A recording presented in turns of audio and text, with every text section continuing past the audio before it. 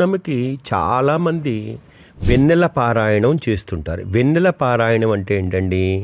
లలితా సహస్రనామ పారాయణం. శ్రమ అనుకోకుండా ఉంటే కాచిన పాలల్లో యాలకులు, పట్టిక బెల్లం కలిపి వెన్నెలలో కూర్చొని చంద్రుడిని చూస్తూ లలితా సహస్రనామం పారాయణం చేయాలి.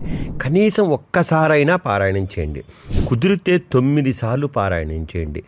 ఎంతటి ఘోరమైన సమస్య అయినా సరే వెన్నెల్లో కూర్చొని లలితా సహస్రనామం పారాయణం, లలితా త్రిపుర సుందరీ దేవి అమ్మవారిని చూస్తూ ఆమె చల్లని వెన్నెల చూపులు మన మీద పడుతున్న భావనతో గనక చేస్తే అత్యంత శీఘ్రంగా ఆ సమస్య తీరిపోతుంది. 9 సార్లు ఖచ్చితంగా చేయాలి.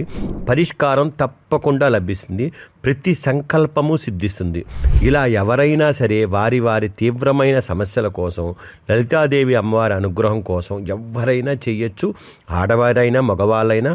తర్వాత ఆ పాలును ప్రసాదంగా తప్పకుండా తాగాలి. స్వస్తి.